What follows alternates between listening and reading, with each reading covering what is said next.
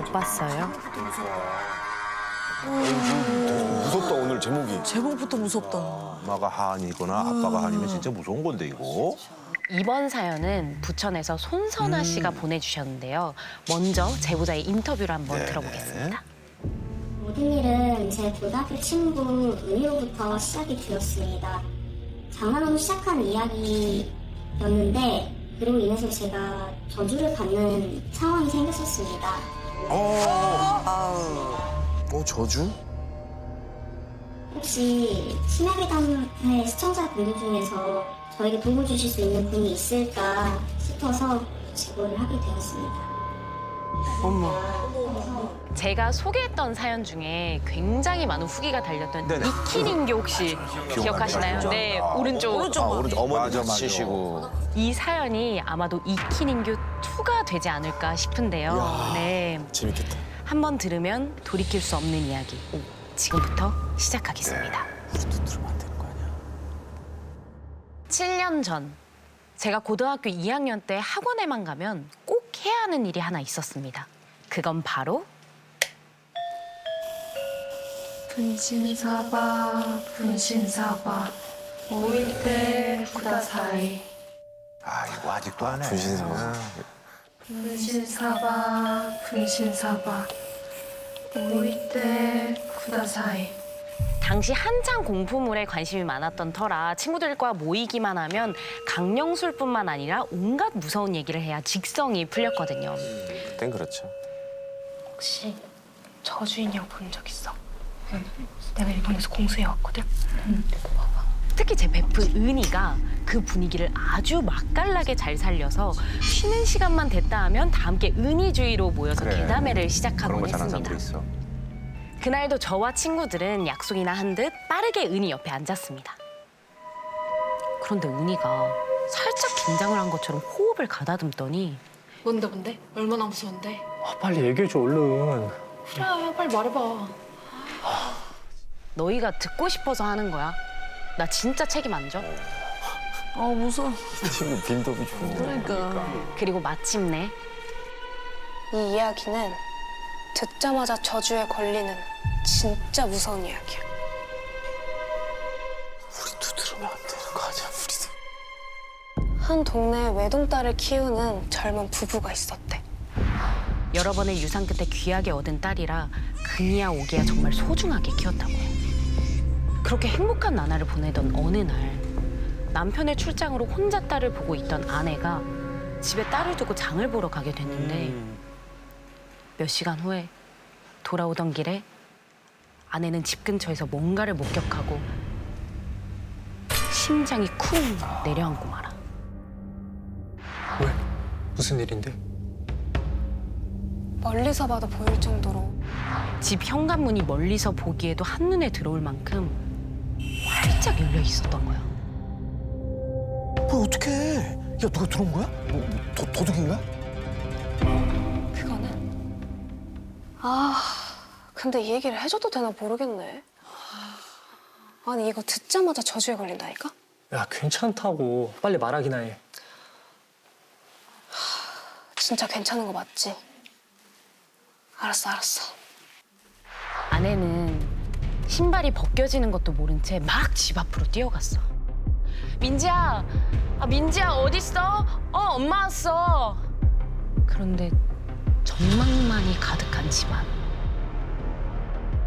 서둘러 불을 켜자 그 광경은 정말 참혹했어. 여기저기 흩어진 옷가지들과 엉망이 된 서랍장, 또 마구잡이로 찍혀있는 발자국, 그리고 바닥에 떨어진 딸의 망가진 머리핀까지. 느낌이 안 좋다. 누군가 딸을 납치한 거였어. 아내는 서둘러서 경찰에 신고를 했고 출동한 경찰은 동네를 쥐잡듯이 수색을 해서 마침내 범인을 딱 잡았어. 딸은 찾았고. 그런데 그 범인이 딸의 행방에 대해서 입을 꾹 다물고 아무 얘기도 해주지 않는 거야. 그냥 악질이네. 결국 딸의 생사도 확인하지 못한 채 사건은 종결되고 말았어. 그 후 아내는 직접 딸을 찾아야겠다며 매일 밖을 돌아다녔어.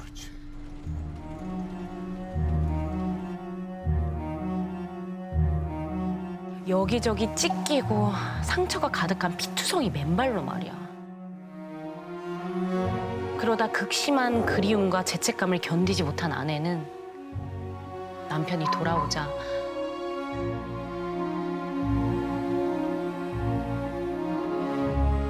함께 목숨을 끊고 말았대.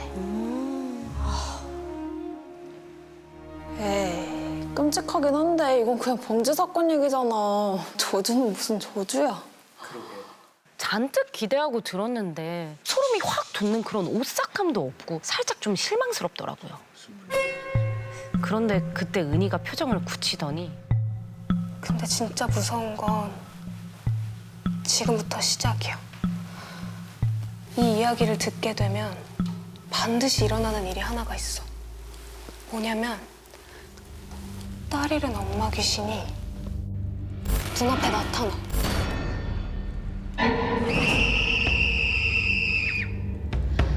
그리고 이게 끝이 아니었대요. 그 귀신이 내 딸 못 봤어요? 내 딸 못 봤어요? 하면서 말을 건네는데 이때 절대로 하면 안 되는 행동이 있다는 거예요. 바로 대답하기. 한마디라도 대답했다간 그 귀신에게 죽을 수도 있다면서요. 그게 이 괴담을 알게 된 사람들이 받는 저주였습니다. 에이, 무슨 그런 찝찝한 괴담이 다 있냐? 진짜. 너희 앞으로 진짜 밤길 조심해야 된다. 알았지? 에이 박은희 장난이 과해. 진짜? 하지만 저와 친구들은 그런 저주가 대체 어딨냐며 그 말을 무시했죠. 다음 날 늦은 오후 도서부였던 저는 도서 정리를 위해서 혼자 학교 도서관으로 향하게 됐습니다. 그런데 왜 이렇게 어두워? 불이 전부 꺼져 있는 도서관. 괜히 오싹한 기분이 든 저는 얼른 책을 정리하고 나가야겠다고 생각했죠. 경제학 800번째 배나리. 번째 배나리. 책장 너머로 누군가의 발이 보였습니다. 그런데요. 자세히 보니까 그 발 크고 작은 상처들이 가득해서 여기저기 피가 떡져 있는 맨발인 거예요. 맨발? 저는 은희가 해준 얘기가 떠올랐습니다. 그 괴담을 들으면 귀신이 나타나는 저주에 걸린다고 했잖아요. 깜짝 놀란 저는 확인을 위해서 조용히 몸을 일으킨 후 책장 중간에 있는 책을 조심조심 뺐습니다. 그러자 그곳에 서 있는 사람의 상체가 책 사이로 보이는데 그냥 평범한 분홍색 원피스에 가디건 차림인 겁니다. 에이, 그럼 그렇지. 사람이잖아. 무시하고 책 정리를 계속하려는 그때 딸. 못 봤어요? 건너편에서 들려오는 음산한 목소리. 내 딸 못 봤어요? 대답하지 마. 진짜 그 귀신이 찾아온 거야? 덜덜 떨리는 손으로 여자의 얼굴 쪽에 있는 책을 확 빼냈는데 감쪽같이 사라지고 없었습니다. 다행이다. 괜히 그런 찝찝한 얘기를 들어서 그래. 다시 정신을 차린 채 저는 빠르게 도서 정리를 마치고 책상에 앉아서 선생님이 오기만을 기다렸어요. 10분, 20분, 30분. 아니 선생님이 오지 않자 잠시 눈을 붙이고 쉰다는 게 그만 엎드린 채 깜박 잠이 들고 말았습니다. 얼마나 잠이 들었을까. 학생 일어나봐. 학생 일어나라니까. 경비 아저씨의 목소리더라고요. 다행이다.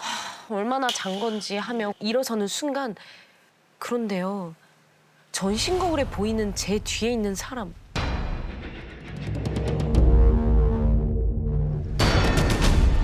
경비 아저씨가 아닌 거예요. 학생 일어나라니까.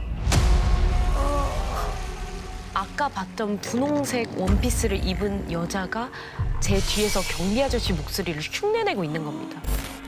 학생, 일어나봐. 곧장 책상에 고개를 파묻었어요. 학생 일어나봐.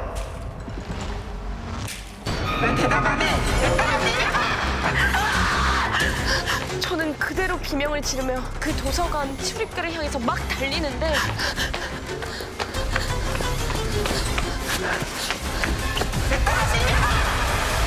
제 팔을 붙잡는 차가운 손. 학생 왜 그래?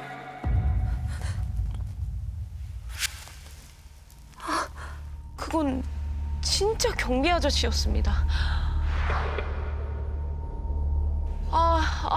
네, 아저씨. 또 잘못 뽑은 거구나. 시간을 보니까 벌써 밤 11시였어요. 얼른 경비 아저씨께 인사를 한 뒤 도서관을 빠져나왔습니다. 또 여자가 나타날까 봐 서둘러서 발걸음을 재촉했고 어느새 집까지 횡단보도 하나만을 남겨두고 있었어요.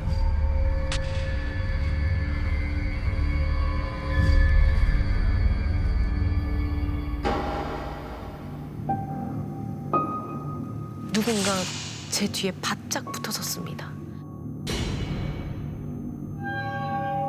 본능적으로 그 여자라는 걸 직감했어요.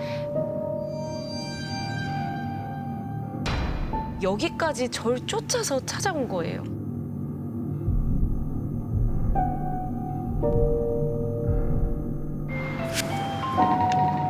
그 순간 초록불로 변하는 신호등.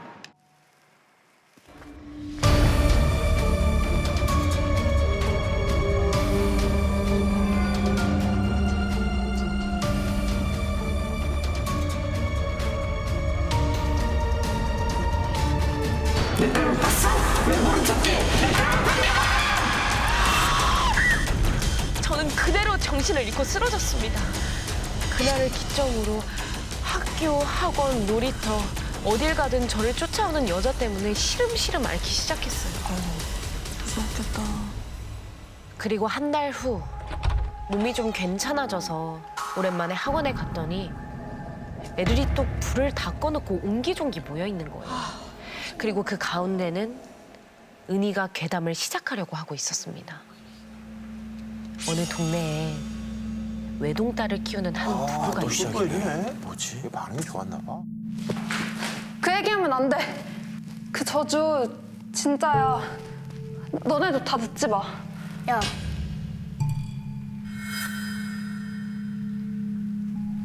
왜 방해하는데? 비켜. 그러면서 이야기를 계속 이어가려고 하는 겁니다. 지금까지 있었던 일을 전부 털어놓으면서 설득했어요.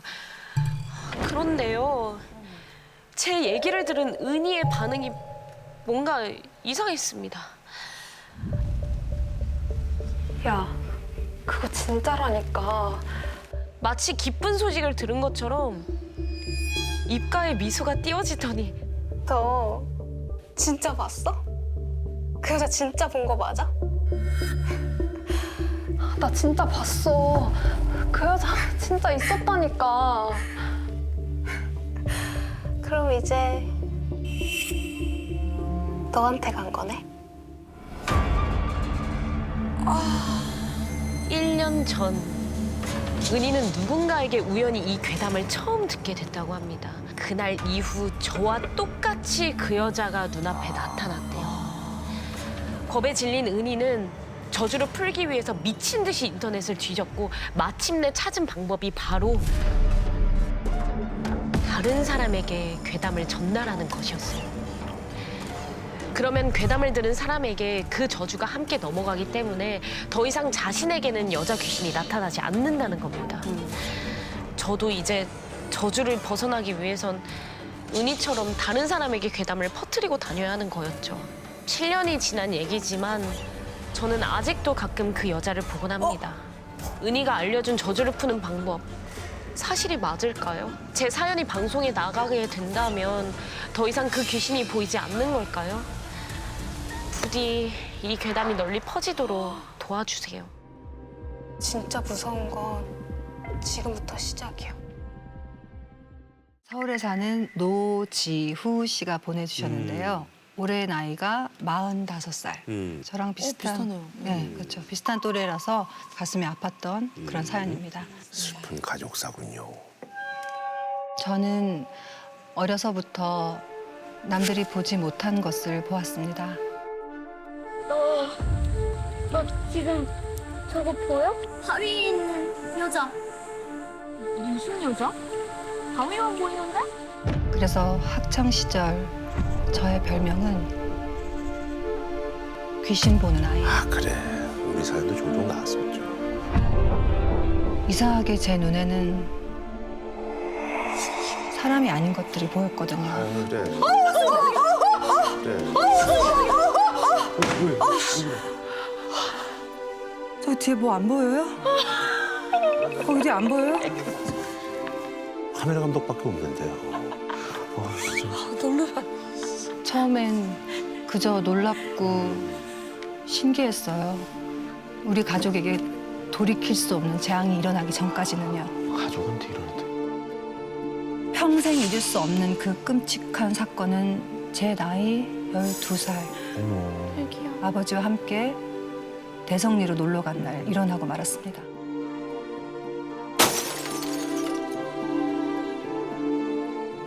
당시 저희 아버지는 창문 하나 없는 허름한 재본소에서 근무하셨는데 아빠! 아이고 우리 지우. 아유 아빠 귀한 보물이 더위 먹으면 큰일 나는데 왜 나왔어? 응? 너 집에 가서 뭐 먹고 싶어? 얼마나 땀을 뻘뻘 흘리며 일을 하셨으면은 퇴근한 우리 아빠의 옷이 늘 소금기로 가득했던 모습이 떠오릅니다. 아버지는 더위를 많이 타는 제 걱정뿐이셨어요. 좋은 아버님이시네. 그리고는 한 달에 겨우 하루 재본소가 문을 닫는 날 저와 함께 대성리로 물놀이를 가셨죠. 잠깐만. 친구 챙겨가야지. 자, 일단 너무 깊은 데는 절대 들어가면 안 된다. 알지? 혹시나 제가 멀리 떠내려갈까 봐 안전장치를 해두신 거였어요. 그래야지. 시원한 계곡에서 물장구도 치고 한참을 즐겁게 놀고 있는데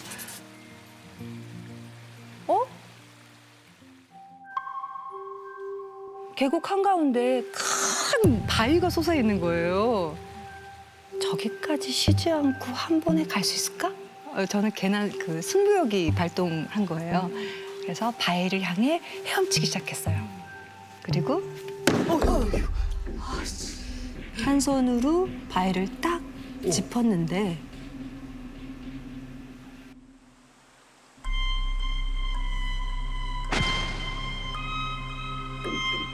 뭔가 물컹한 그래서 이렇게 고개를 들고 쳐다보니까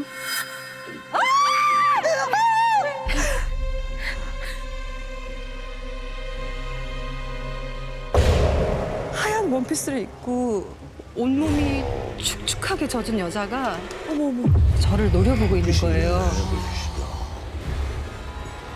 저는 바로 깨달았습니다.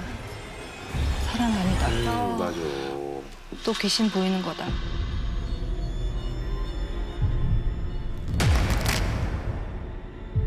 이럴 때 어떻게 하면은 귀신이 사라지는지 저 알고 있거든요.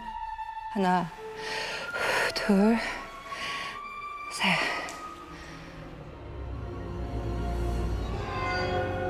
천천히 숨을 내쉬고 감았던 눈을 뜨자 역시 바위에 있던 여자가 보이지 않았습니다. 안심하면서 아버지가 있는 물가로 돌아가려고 하는데 갑자기 후! 하고 몸이 밑으로 가라앉았어요. 뭐야? 얼음장같이 서늘한 뭔가가 제 발목을 감고 아래로 막 끌어당기는 거예요. 아무런 저항도 하지 못하고 점점 의식을 잃고 꺼져가고 있는 그 찰나에 아버지의 고함 소리와 함께 제 몸이 쑥 물 위로 올라왔어요. 이제 그만할 때도 됐잖아! 우리 지우 안 된다고! 괜찮아? 괜찮지? 계곡을 향해 고래고래 소리를 지르시는데 마치 그 여자로부터 저를 필사적으로 숨기려는 것 같았어요. 뭐 아버지가 뭘 알고 있나? 괜찮지? 아빠도 이 귀신이 보여? 그런데 아버지가 아무런 대답도 없이 지호야, 오늘 일 엄마한테 절대 말하면 안 된다. 알았지? 아빠 말 무슨 말인지 알지? 어? 자. 신신당부하시면서요. 엄마만 안 보이는구나 이 집이. 그 후 일주일이 지난 어느 날 밤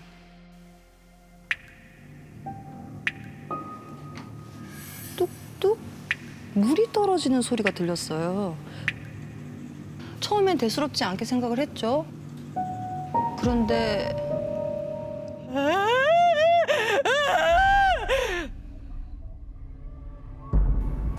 겁에 질린 듯한 신음소리가 점점 크게 들려오는 거예요. 부모님이 계신 방에서요. 불길한 생각에 황급히 거실로 나갔는데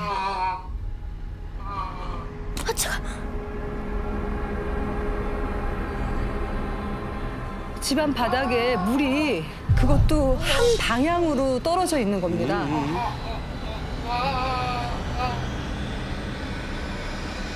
조심스럽게 물자국을 따라 걷자 안방 앞에 작은 웅덩이처럼 물이 흥건하게 고여 있는 거예요. 그리고 살짝 열린 문틈으로 방 안을 확인한 저는 너무 놀라서 입을 꽉 틀어 막고 말았습니다.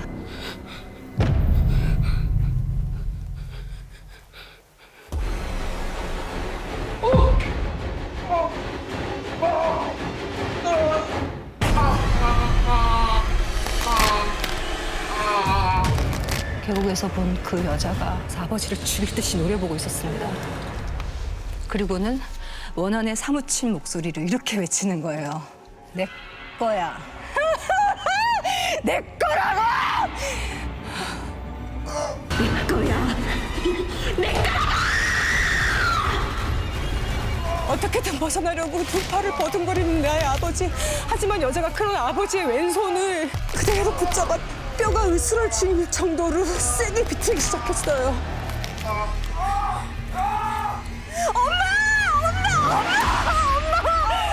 이게 무슨 소리야? 여보, 당신 왜 이래? 제 비명 소리에 그제서야 잠이 깬 어머니가 아버지를 발견하셨습니다. 동시에 여자는 거짓말처럼 사라져버렸고요. 저희는 의식을 잃은 아버지를 곧바로 병원으로 모시고 갔지만 뇌출혈로 무려 6개월 동안이나 중환자실에서 치료를 받으셔야 했습니다. 반신마비로 왼쪽 팔다리를 못 쓰게 된 나의 아버지는 일도 그만두시고 집에서만 지내야 했습니다. 그게 문제였을까요? 한없이 다정했던 나의 아버지가 점점 변하기 시작했습니다. 당신 어디 갔다 왔어? 나 멀리 남자 만나고 왔지.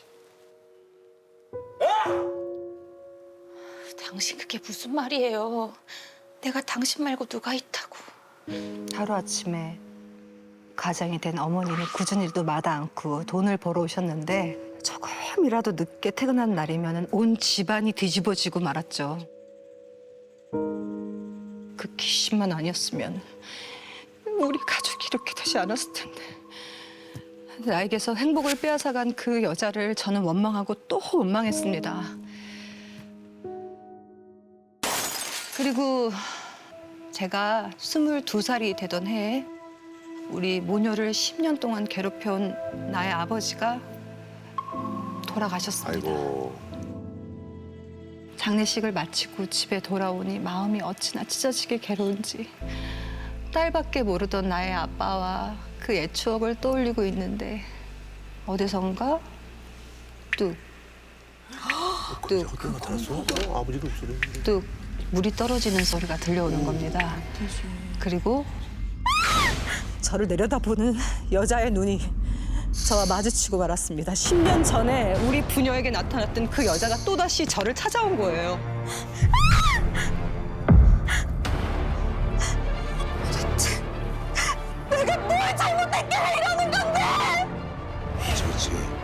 저는 두려움도 잊은 채 울분을 쏟아냈어요. 그러자 여자가 이를 아득바득 갈며 이렇게 말하는 겁니다. 다 빼앗을 거야. 당신도 제일 소중한 걸 빼앗겨가. 뚫어져라 어딘가를 노려보는데 그건 벽에 걸린 아버지의 영정사진이었습니다. 아, 아버지와 뭔가 있구나. 깨달은 그 순간 다 내 거였어. 다 빼앗을 거야!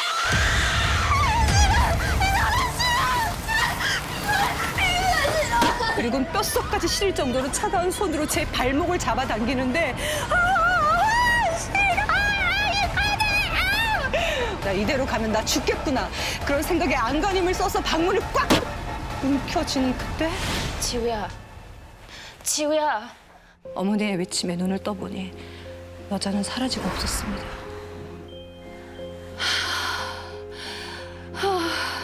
이거 다 꿈이었다고? 그런데 너 여기 발목이 왜 이래? 푸르고 검게 변해 있는 발목. 뭔가에 꽉 조인 듯한 멍자국이 양 발목에 선명하게 있었습니다. 꿈이 아니구만. 그리고 그제야 보이는 방안 풍경, 누군가 일부러 물을 쏟은 것처럼 방문 앞이 흥건히 젖어 있었어요.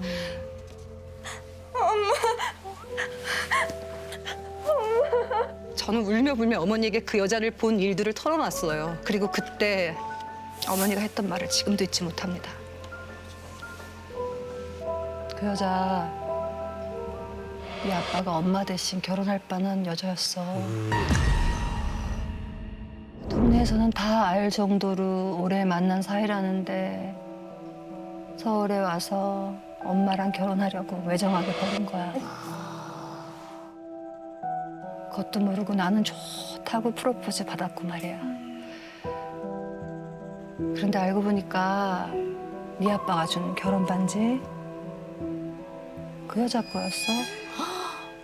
헤어지기 싫다고 울며 불며 매달리는 여자를 그 양반이 인정 사정 없이 패대기를 치고 억지로 반지까지 빼앗았던 거야. 반지까지 뺏은 거 좀 그랬다. 그거 엄마 어떻게 아냐고? 결혼하고부터 꿈에 웬 여자가 물을 뚝뚝 흘리면서 자꾸만 나타나는데 내가 무서워서 살 수가 있어야지. 참다가 네 아버지한테 얘기를 했더니 그제서야 그 끔찍한 비밀을 털어놓는 거야. 그 여자 네 아빠한테 버림받고 얼마 못 가서 저 먼 바다에 스스로 몸을 던졌다. 어머니는 상상도 못한 진실에 큰 충격을 받았지만 자식까지 낳은 마당에 뭘 어떻게 할 수 있었겠어요. 그저 그 소름 끼치는 금반지를 당장 손에서 빼내서 장롱 깊숙한 곳에 묻어뒀대요.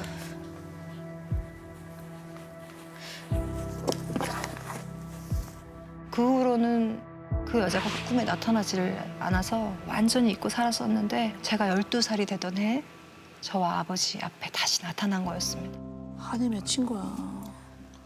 자신을 사랑하는 두 여자를 배신하고 씻을 수 없는 상처를 준 남자. 저는 아버지의 그 숨겨진 진짜 얼굴에 배신감을 느끼고 한동안 크게 앓고 말았습니다. 그리고 며칠 뒤에 지우야, 잠깐만 이리 좀 나와봐라. 밖에 다녀오신 어머니가 저를 부르시는 거예요. 방금 시장에서 제일 이쁜 걸로 골라왔어. 엄마랑 이제 그 사람들 보내주러 가자. 어머니는 저를 데리고 집 옥상으로 올라가셨고 그리고 두 손을 모아 간절한 목소리로 이렇게 비셨죠. 나도 남편을 먼저 떠나보냈으니 당신도 이제 그만 용서해줘요. 이 꽃인 신고 저 세상까지 마음 편히 떠나시구려. 거기서 그 남자 만나거든 못 이룬 사랑 이루시고. 신문지로 싼 뭔가를 여자 그 신발 안에 넣은 다음에 경건하게 불을 붙였습니다. 기도가 끝난 뒤에 타고 남은 재를 쓸어 담을 때 딸그랑 그 소리를 내며 뭔가 떨어지는데 그건 아버지가 자신을 사랑하는 여자에게서 빼앗았던 그 금반지였습니다. 어느덧 제 나이 45살, 한 남자의 아내이자 한 아이의 엄마가 되고 나니까 이제야 조금 알겠더라고요. 그날 어머니가 어떤 마음으로 그 꽃신을 태우셨는지, 그토록 긴 세월 동안 자신을 버린 남자를 잊지 못했던 그 여자. 저 세상 어딘가에서 아버지를 만났을까요? 그리고 사무쳤던 그 한도 풀었을까요? 지금으로부터 30여 년 전인 1992년 저를 큰 혼란 속으로 밀어넣었던 사건의 시작은 한 종교에서부터 시작됩니다. 친한 친구에게 소개받은 그 종교는 특이하게도 매일 어떤 의식을 치러야만 했습니다. 밤 12시가 되면 초를 켜고 절을 한번 한 뒤 기도문을 읽었어요. 다 읽은 후에 그 기도문을 초에 태우고 나면 그날의 의식이 모두 끝납니다. 그렇게 매일 밤 기도를 한 지 한 달이 좀 안 됐을 때였습니다. 당시 6살이었던 아들이 대문이 바람에 꽂혀서 손이 껴버린 거예요. 이뿐만이 아니었습니다. 11살이었던 큰딸까지 지나가던 자전거에 치여서 무릎을 심하게 다쳤죠. 이게 뭐야? 우리 딸 괜찮아? 참. 이상하게 기도를 시작한 뒤로 불행한 일들이 계속 벌어지는 겁니다. 그리고 어느 날 갑자기 딸아이가 원인 모를 고열에 시달리기까지 했습니다.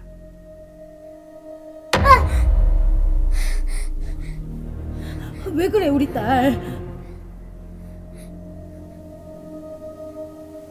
엄마, 내 몸으로 들어오려고 그랬어. 뭐? 그게 무슨 말이야? 괜찮아, 괜찮아 우리 딸.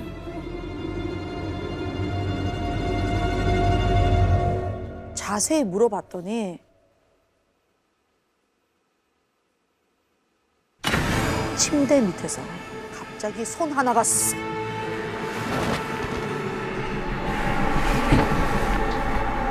침대 발치에서 점차 모습을 드러내는데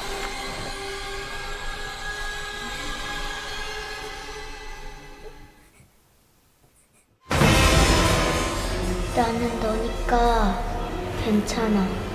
똑같은 얼굴을 하고 있더랍니다. 그리고 어깨를 단단히 붙잡더니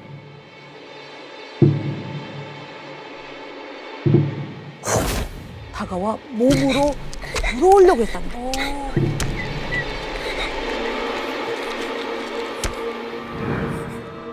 온몸에 소름이 돋았습니다. 저는 찝찝한 마음에 그날부로 바로 기도 의식을 관두고 그 종교에서 벗어났습니다.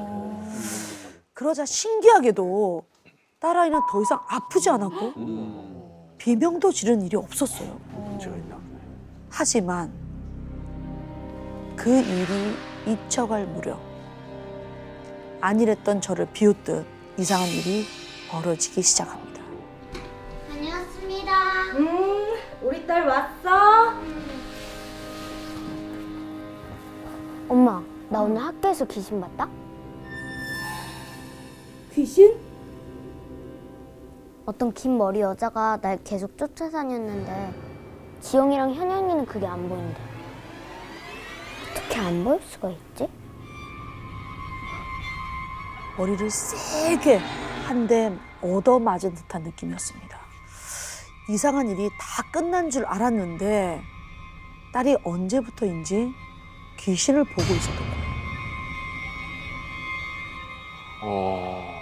그뿐만이 아니었습니다.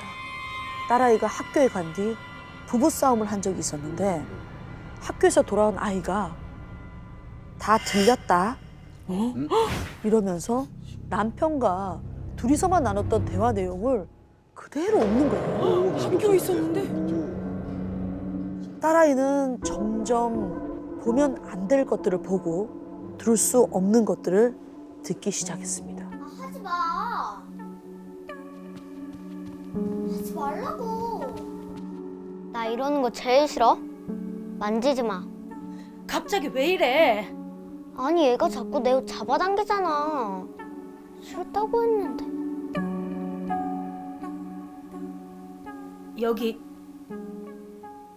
누가 있어? 엄마 안 보여? 여기 있잖아. 여기. 점차 귀신들과 대화까지 하기 시작했다는 겁니다. 그리고 그것들이 딸아이를 만질 수 있는 것 같았죠. 옷을 잡았으니까. 혹시나 그들이 딸에게 해코지라도 하면 어쩌지? 매일매일 온몸에 피가 다 마르는 기분이었습니다. 그러던 어느 날 한 TV 프로그램을 보게 됐는데 무서운 이야기가 나오는 프로그램이었어요. 그러면 내게. 어떤 사람한테 악마가 들린 사연이 나오고 있었고요. 근데 그 사람이 기도문을 끊임없이 외우더니 악마한테서 벗어나는 거예요. 너무나 두렵고 절박했던 저는 그 모습이 내리에 강하게 바뀌었습니다. 바로 다음 날 무작정 집 근처 교회를 찾아갔죠. 그리고 그 교회에서 사람들이 기도할 때 많이 외우는 사도신경이라는 기도문을 알게 됐어요. 딸을 위해 뭐라도 해야 했던 저는 뭐가 뭔지도 잘 모르는 채로 그 사도신경을 종이에 일일이 다 적었습니다. 우리 주 예수 그리스도를 믿사오니 그리고 딸이 괜찮아지길 바라면서 벽, 액자, 창문, 딸아이의 방을 비롯한 집안 곳곳에 붙이기 시작했습니다. 그리고 기도문을 붙인 그날 밤 꿈을 하나 꿨어요. 꿈에서 전 딸아이 방 침대에 앉아 있었습니다. 그런데 갑자기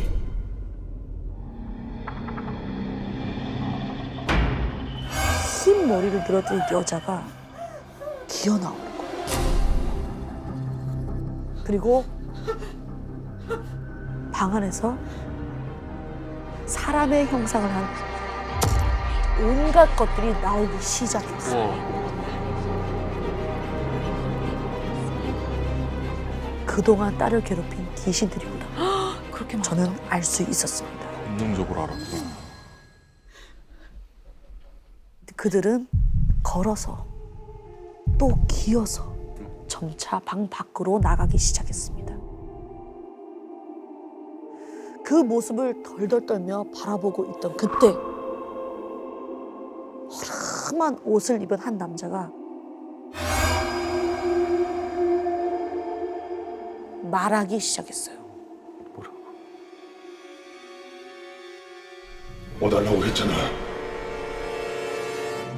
엄마가 빌면서 불렀잖아. 이제 와서 왜 쫓아내?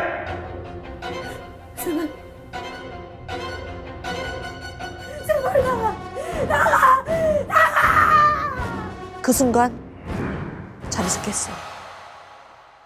남자가 소리쳤던 마지막 말이 귓가에 맴돌았고요. 잊고 있던 한 가지가 떠올랐습니다. 그 종교. 기도문. 그때 기도하며 느낀 찝찝함이 착각이 아니었던 겁니다.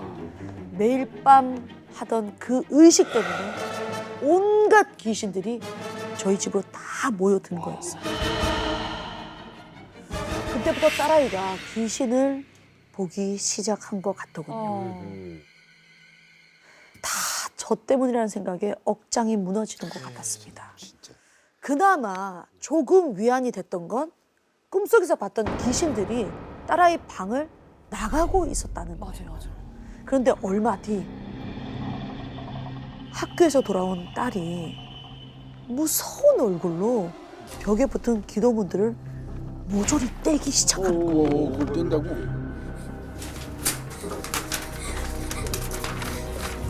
너 뭐 하는 거야 지금?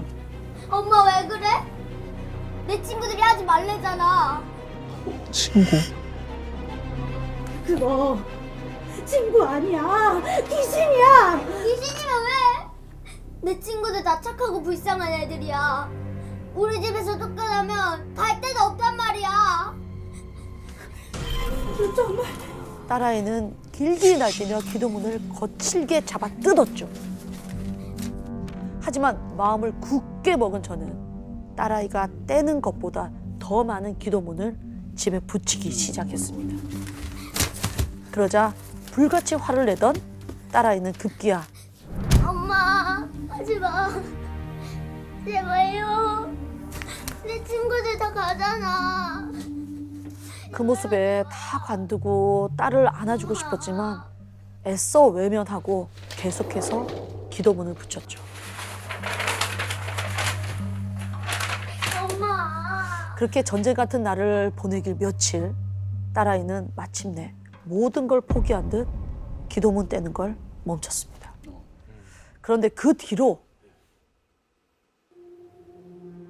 말도 안 하고 멍하니 창밖만 바라보기 시작했어요. 지금 뭐 보는 거야?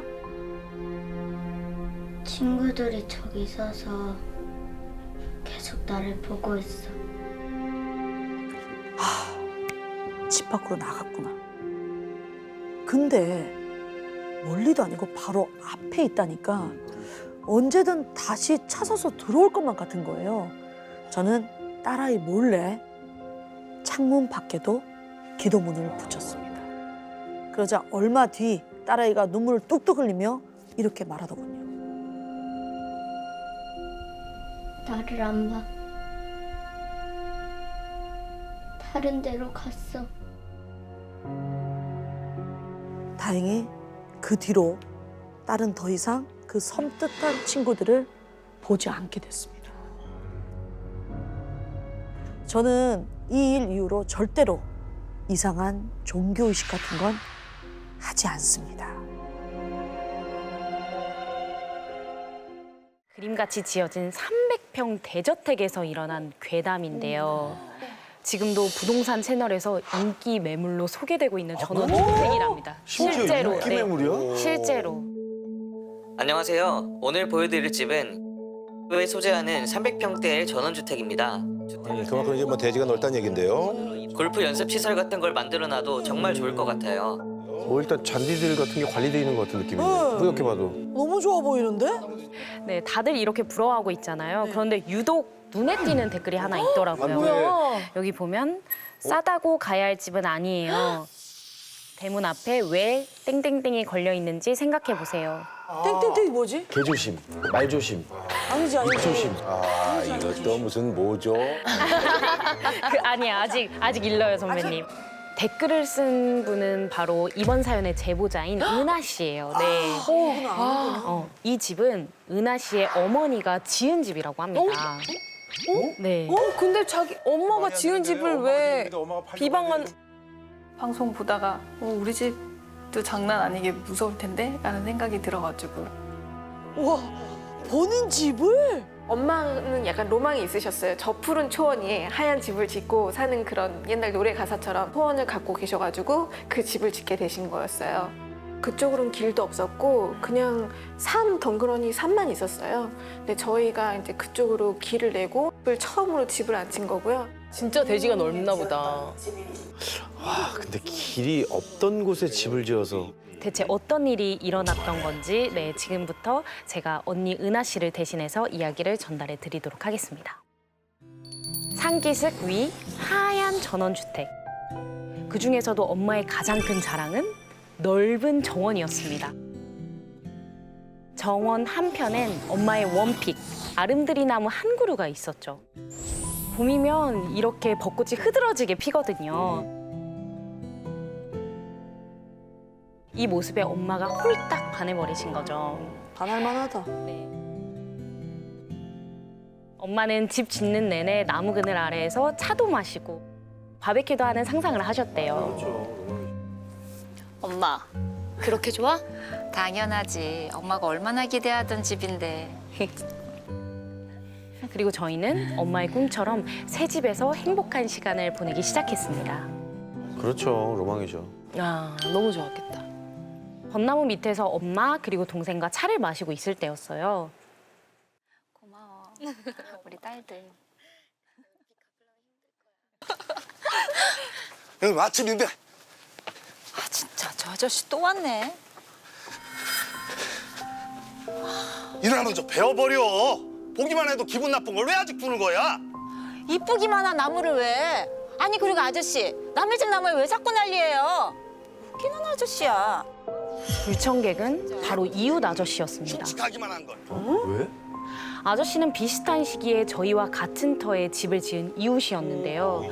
네, 엄마가 아끼는 벚나무 때문에 사이가 나빠지기 시작했습니다. 왜? 아저씨가 자꾸만 나무를 베라고 하셨거든요. 에? 왜? 남의 집 나무를. 처음에는 그냥 진상이라 생각하고 무시했는데요. 언젠가부터 그냥 넘길 수가 없었습니다. 아저씨의 행동이 도를 지나치기 시작했거든요. 어느 날의 일이었어요. 벼랑간 마당에서 엄마의 비명 소리가 들리더라고요. 깜짝 놀라서 나가봤는데 엄마! 엄마 괜찮아? 엄마 왜 그래?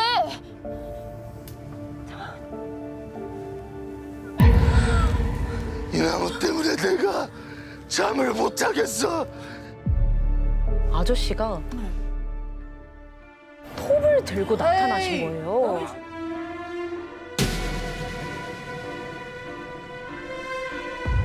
아저씨는 누가 말릴 새도 없이 나무 꼭대기를 향해 올라가고 있었습니다.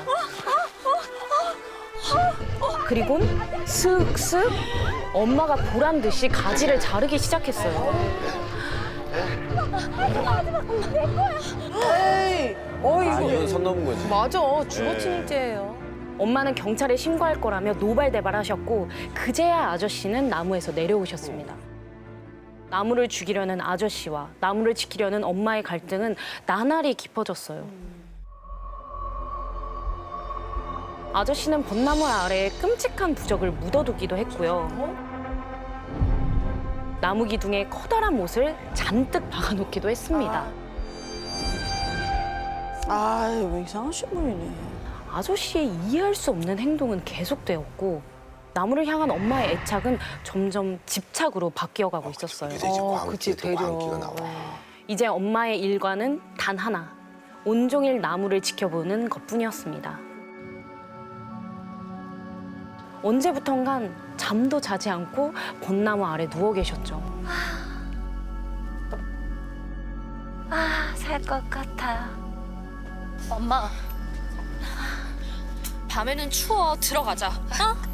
그래, 엄마. 방에 들어가자. 아저씨 또 오면 우리가 이야기 잘 할게. 들어가자, 엄마. 나무는 엄마가 지켜. 저와 동생이 엄마를 나무에서 떼어놓으려 할수록 엄마는 점점 더 나무에 집착하셨습니다. 그 사이 엄마의 건강은 눈에 띄게 나빠졌고 왜요? 일상이 안 되니까. 지켜보는 저희는 속이 타들어갔죠. 그리고 얼마 후 믿을 수 없는 일이 일어났어요. 엄마가 갑작스레 저희 곁을 떠나신 거예요. 되게 갑자기 돌아가신 거예요. 솔직히 엄마 생각이. 어떡해, 엄마 어떡해.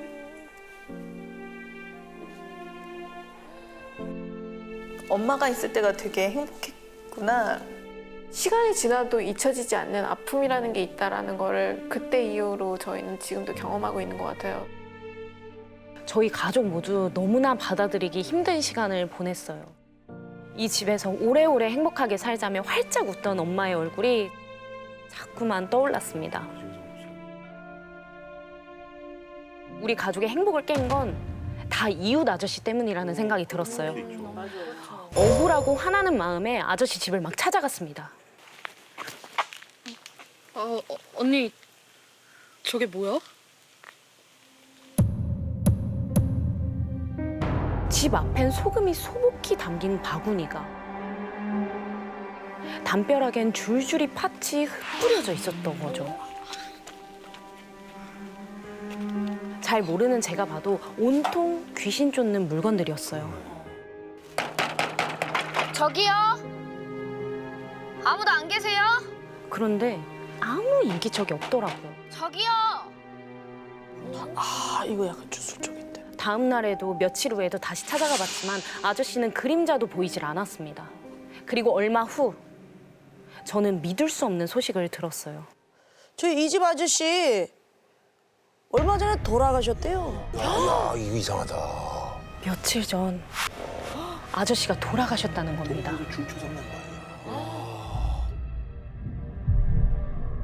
아니, 엄마의 아저씨까지 두 분이 돌아가신 게 어쩌면 우연이 아니지 않을까? 막 무서운 생각도 들었습니다. 늦은 밤까지 혼자 방에서 뒤척이다가 동생이랑 이야기라도 해보려고 방을 나왔습니다.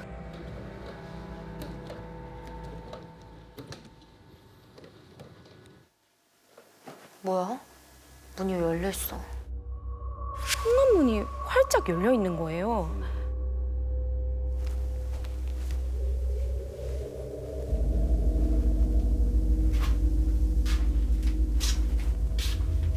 그리고 열린 문 너머 보이는 벚나무, 나뭇가지 사이로 뭔가가 펄럭이고 있더라고요. 한 걸음 한 걸음 나무로 다가갔습니다.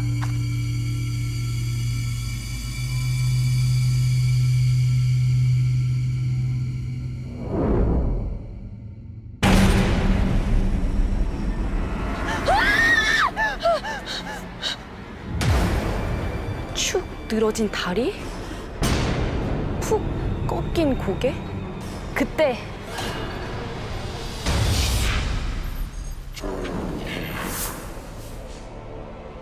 새까만 형체가 저를 향해 조용히 하라는 거예요. 뭐야? 그 순간 나뭇가지 사이로 대롱대롱 또 다른 다리가 보였어요. 왜 그래? 새하얀 다리에 원피스 자락. 제 동생이 정신을 잃고 나뭇가지에 매달려 있었어요. 우와, 안 돼. 동생은 몸을 반으로 접은 채 사지를 축 늘어뜨리고 있었는데요. 은지야. 야, 은지야. 야, 이은지! 야, 은지야. 야, 이은지! 야! 제 외침에 다행히 동생은 금방 정신을 차렸습니다. 내가 왜 여기 있어? 분명 자기 방에서 자고 있었는데 눈을 떠보니까 나무 위라는 거예요. 아, 약간 몸 위에 뭐가 있네. 엄청 무서웠어요. 저도 모르게 저 스스로를 좀 해하게 돼가지고, 근데 제가 봤던 형체에는 남자의 형체였어요. 아, 이건 내가 잘못 보는 게 아닌 것 같다, 무섭다. 동생이 막 이제 잘못될까봐 동생 문 앞에서 이렇게 밤새서 이렇게 앉아 있었던 적도 있어요. 뭔가 좀 이상하다 싶으면 이렇게 문 열고 확인해보고. 아, 이 집에서 나와야 돼, 당장. 야, 이 집이 안 맞다. 아니 이런 게 우리나라에 이런 일이 있단 말이에요? 나무에 매달려 있던 검은 형체가 엄마를 데려가고 이제 제 동생까지 죽이려는 것 같았습니다. 이 끔찍한 나무가 없는 곳으로 당장 도망쳐야 하는데 그게 참 쉽지가 않더라고요. 갑자기 이사갈 수는 또 네. 없어요. 고민 끝에 동생과 같이 유명하다는 무당을 찾아갔습니다. 그런데 벚나무에 들어 앉아 있네. 아유 무슨 일은 악기가 이런 나무를 집에 뒀어? 제가 입을 떼기도 전에 벚나무 이야기를 꺼내는 거예요. 베어버리면 안 돼요? 그거 그럼 죽여버릴까요? 그랬더니 죽이라고 시킨 사람도 그렇고 손을 댄 사람도 그렇고 다 죽을 수 있다고. 죽고 싶으면 한번 해보라고. 아저씨랑 엄마. 그 아저씨. 저희 종교 세 개는 다 해봤어요. 그래서 신부님 오셔가지고 성수도 뿌려보고 소금도 뿌려보고 저희 할 수 있는 건 다 해봤어요. 저희의 갖은 노력이 효과가 있었는지 동생도 저도 더는 나무 귀신에 시달리지 않게 되었습니다. 정말 기쁘게도 엄마의 흔적이 가득한 이 집에서 계속 살 수 있었던 거죠. 네. 얼마 후 늦은 저녁, 야식을 사들고 집에 돌아오고 있었어요. 야, 은지야! 2층 테라스에 동생이 서 있더라고요. 치킨 먹게 1층으로 내려와.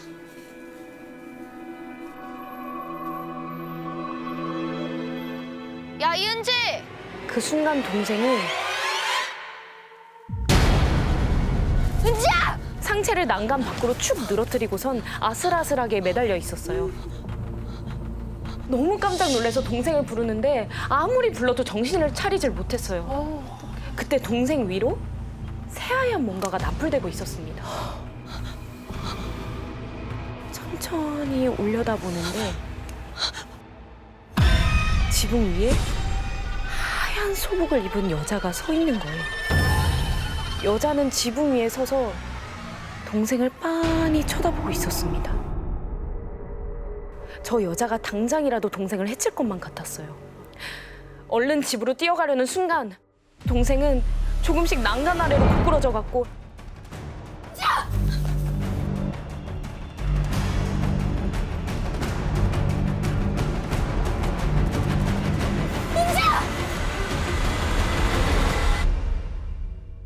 마지막 순간 겨우 떨어지는 동생을 끌어안고 바닥에 나뒹굴었습니다. 어떡해. 정말 다행히 동생은 다치지 않고 제품에 안겨 있었어요. 저는 그 길로 전국 방방곡곡 유명하단 무속인은 다 집으로 불렀어요. 그런데 모두 다 똑같은 말을 하는 거예요. 여기는 사람이 살 수 있는 데가 아니다. 여기는 묘지터다. 라고 딱 집어서 얘기하셨어요. 죽은 사람들이 사는 데에 왜 자리를 잡았냐.